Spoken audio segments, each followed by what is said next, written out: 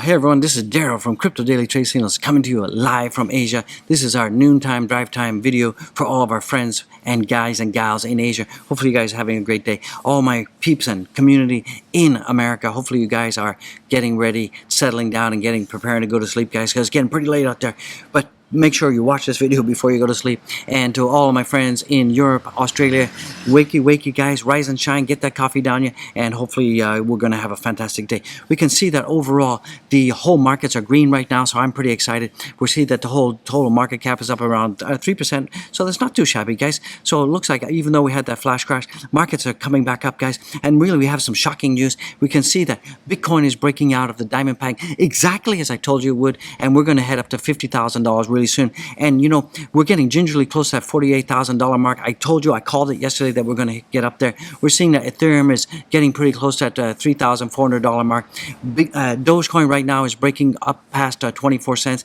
And you know, Dogecoin is absolutely following my Elliott Wave pattern that I painted out. We're going to jump into the TA on that. We're going to jump into the TA and Ethereum. We're going to look at all the different prices of all the coins, and I'm going to tell you what we should be jumping into. We're going to review some of the top 5 coins, and these are coins that are set to explode. So you guys want to really get into it and get it. I can see that the markets right now are foamy and frothy. We can see that the fear and greed index has moved higher. We're now getting more and more into the greed. So this could be your last opportunity to buy altcoins and Bitcoin cheap. This could be your last opportunity to buy a Bitcoin under $50,000, guys. So I'm dollar cost averaging. I'm loading up, guys. So this is what I'm doing. Remember, this video is not financial advice. This video is just for education and entertainment purposes. And don't forget, you guys have to understand, I'm working for you. Without my community, I would be nothing. So guys, take the time, go down there, smash the likes, tell the YouTube algorithm you love this content like I love you guys. Much respect to all of you guys out there, and make a positive comment in the comments. That also helps tell the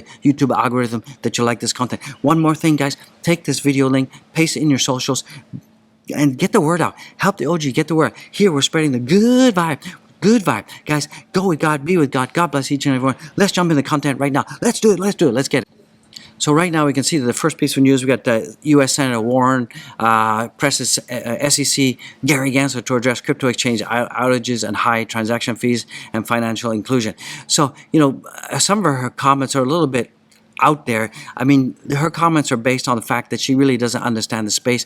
You know, she's asking one question: what happens if I buy a crypto and the exchange goes down? What do I do? What can I do? Well, there's nothing you can do. You have to wait for the exchange to not be out anymore. I mean, often happens, you know, I use Binance, I use Crypto.com, I use Swissborg, I use Celsius. I use a variety of different exchanges and places that I can stake my coins on. And it's very normal that these centralized exchanges have maintenance. It's very normal that decentralized exchanges have maintenance. It's very normal. It's completely normal. You know, in the banking world, different. There's typically no maintenance and everything is working 24/7 all the time. But in the crypto space, it's very normal to have maintenance. So what do you do if you cannot, if the exchange is down? You simply can't take out your crypto. That's it, pure. And then she's also talking about transaction fees. You know, how can the government protect consumers from transaction fees? Well, remember, the whole point of crypto is to be decentralized. So fees are going to go up and down depending on, you know, demand on the blockchain. If the blockchain is saturated with transactions, then you're going to see that the fees are really high. That's crypto, guys, and we really need to understand that. We need to understand the space. So it's really clear to me that Warren, the angry granny in the house, she doesn't understand the space, and she's just creating scenarios that she knows what the obvious answer is, but she's focusing on these to create more, you know, more disinformation and more creating more of a gray cloud over the whole space. So I really can't have anything to say. It's just shocking, guys, that how people, you know, can be in a position of great authority and not really understand the space and ask questions that my 4-year-old can answer, guys. Come on. What do you do if the exchange is down? You wait. That's it. It's down. It happens. It's life. Get over it. Cryptocurrency is not a bank. Some other really good news is that we can see that the average age of Bitcoin being spent is back in decline, and that shows that older coins, more experienced market participants are sitting tight and presumably expecting more upside. So we can see that the coins are aging. We're getting more and more hodlers in the space, and this means that we're going to have more supply shock. And that means basically, very simple, guys, because people are hodling, people have faith, people have confidence in the market, it means that there's going to be less Bitcoin on exchanges to buy and sell. And that means that one thing's going to happen. The prices are going up. And this is not only for Bitcoin. We're also seeing Ethereum as well, supply shock. And we're seeing a lot of other coins on exchanges are also having supply shock. Solana, a lot of the major coins are also having supply shock issues, and this is good because it's going to drive up the prices, guys. So you guys should be pretty excited, pretty bullish. Coinbase applies for trade crypto futures. So basically, Coinbase wants to get into leverage trading. Me personally, I'm against leverage trading because you can see every single time we have a market crash or market correction, it's always initiated from leverage traders getting wrecked or over leveraging their position. Sometimes it's good. Sometimes we get short squeezes. When we have people who are shorting a market and the market goes up, they get short squeezed and they have to buy back and take long positions to recover their losses, and that pushes prices up. But then we have the opposite. When people are betting long and the market collapses, what happens is you have the flash crash. And also you have to understand that when you're doing leverage trading, there's a thing called max pain. And what max pain is, it's set up by the exchanges that the maximum price, the price where the most amount of leverage trades will get liquidated. That's called the max pain. And I still believe that there is manipulation going on, and every time you see the amount of leverage trading become very high, like last time we saw 3.4 billion in leverage traders get wrecked. When it's like 800 million, 100 million, 200 million, nobody cares. But when we start to get to 2 billion and above, you always see a huge flash crash correction coming out from leverage trades. Is this coincidental? Is this manipulation? I don't know, but you can see that Bitcoin right now is following the Wyckoff accumulation pattern exactly to a T. And a lot of people are not talking about it, but I really believe there is manipulation, and there's always been manipulation happening, even in the stock market for years and years and years. This is like standard gameplay in the stock market. Is this the standard gameplay in crypto? It could be, because we have more and more whales and institutions taking a very large positions in crypto. So, I always say, swim with the whales, never swim against the whale. So let's jump into the markets right now. We can see that the cryptocurrency market overview is around about 2.20 trillion, and we're seeing that the volume is 71.15 billion, and the Bitcoin dominance is about 40.55%. Let's take a look at the fear and greed index. Right now we can see that the fear and greed index has come up a lot, guys. We last month we were at 72, we went from 45, now we're moving into neutral, and we're about to pop into the greed area. So you guys can see that the time to be buying the dips and dollar cost averaging are slowly coming to an end. And the prices of the altcoins and all the crypto space is going to pop soon, guys. So you guys have to be just, the last time for us to be buying the dip is coming close to an end. And we're going to be starting to move into extreme greed soon. And when that happens, you know that the market's going to be frothy. It's going to be foamy, and things are going to get expensive. So I believe that the bull run is absolutely going to pop off, and things are going to start moving faster and faster. And this is going to be an acceleration, guys. And this is really shocking.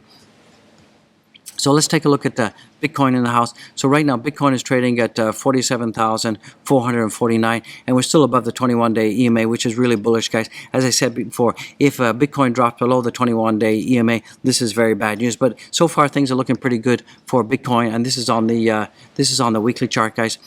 And you can see that if we look at where Bitcoin is right now on the 4-hour chart, you can see that Bitcoin is following this Wyckoff pattern exactly as predicted, and this tells me one thing, that there is absolute manipulation going on. And where do I see the next targets for Bitcoin? You can see right now we had this diamond pattern on the 1-day chart, and we broke out exactly as predicted. And on the Binance chart, we're looking at we're now at trading at approximately 47,690. So we're getting gingerly close to 48,000, guys. You're going to love it. I love it. So, guys, buckle up. This is a good time to be dollar cost average. I'm going to be picking up more Bitcoin today. Remember, this is not financial advice. Let's jump into the Ethereum price. The Ethereum price, we've come down a little bit from where we were today. We had hit a high today of around about 3,622, and we've come down right now, and now we're trading at 3,542. So it's still looking pretty good. I think this was a matter of people taking some profits on the four-hour chart. So I wouldn't worry about it too much, guys. But we absolutely did break out past this descending triangle. So this is really bullish news. This is really great news. Let's take a look at ADA in the house. So right now ADA is trading at $2.43, and you know we have this huge resistance at $2.58, and you know on the 4-hour chart we went up there, we got rejected yesterday, and we're coming back down. So I think we're probably going to come down to this range here, and we're probably going to settle around about $2.40, and then we should start to move up again. But this is a whole, you know, this we really had a really good explosion past this descending triangle, and it looks like that now we're going to start forming, you know, a higher low soon. And you know, it looks like we're moving absolutely in this channel here. And let me just take that first. So it looks like Cardano in the house is moving along this channel right here. So you know, we could see ourselves breaking down to this area before we see ourselves moving back up to the level. So just keep an eye on that. Let's take a look at VeChain in the house. VeChain is basically these are my Elliott waves. You know, we went up, we went down with the flash crash, we're moving this direction here, and we just broke out of this also descending triangle, and it looks like we're moving up in this direction, and we should start testing our target right here, and hopefully VeChain can get up to about 11 cents. We should get some rejection, and we should see some support around here. And hopefully by the end of the month we should be up to about 14 cents. So keep an eye on VeChain, it's looking pretty bullish. So right now, if we look at Solana in the house, Solana basically is basically following this downward channel here. So right now we have this downward channel right here, and it looks like we're following this. And a lot of this downward channel, this downward trend is being pushed down because of the network was down for about 11 hours. So where do I see Solana going? If we can stay above this channel line, then we have a really good opportunity to break out to the upside. But if we fall down inside this channel, then we could see Solana going down in this direction and getting some support about $100 and then popping up. So hopefully we can break out of this channel and hopefully go along in this direction and then move up. So I'm calling it around about 60-40 right now. 60% that we're going to break above the purple trend line, and 40% that we're going to break down and then see ourselves going down in this channel. So let's take a look at the Doji Woji. Right now the Doge is trading at 24 cents, 24.2. So that's pretty good, and it looks like we're following my Elliott wave pattern exactly as I predicted. And our next target is, we should be seeing a target coming in around about the 20th of September, and we should see that coming in around about 27 cents. So keep an eye on that. I think we're gonna definitely get 27 cents incoming, guys. So you'll love it, I love it. Let's take a look at that. So let's take a look at some of the Unchained data for Doge right now. So we can see that some of the Doge number mentioned on social media, it's coming down a lot right now. So people are being distracted by the SpaceX thing. And then if we look at the mentions on the social sentiment index for Doge, it's also coming down as well. So that's really not good. We need more positive social sentiment, and that's definitely going to be driving up the price, guys. So let's take a look at some Unchained data for Doge right now. Let me give this a minty refresh, make sure it's refresh in the house. So right now we can see that Doge is at 24.2, and we can see that 66% of all Dogecoin holders are in the money, 30% are out, guys. And let's take a look at the coins in the house. Now, Bitcoin is trading at 47,481, and that's up 0.6%. Ethereum in the house is trading at 3,544, and that's up almost 4%. ADA is at $2.44, and that's trading at 1.67. It's up 1.67%. BNB in the house is at 2.13, and that's up 2.13%. And BNB is now trading at 423 cents. And Solana in the house is still going down, guys, and it's down 3%, and it's at 153.78. And you know, I'm really hoping that Solana can pick itself up. Doge is coming back right now. It's up over 0.5%, and it's at 24.2. So guys, don't forget to follow me on Twitter. Follow right now. If you're not getting notifications, follow me on Twitter. Guys, remember, smash the likes, subscribe your wife, go to all my linky winkies, check out my linky winkies. You can find all my linky winkies in the channel description below. And Check out Zen Music Addict. If you want to relax, you need to find yourself, check out Zen Music Addict. Do it right now. Buy the channel a coffee, become a Patreon member, and guys, check out my merch. My merch you can find right here. We got hats, hoodies, t-shirts, and we got non-clothing items. We got the mug to mug. Get the mug to mug. And guys, just want to say, God bless each and every one of you.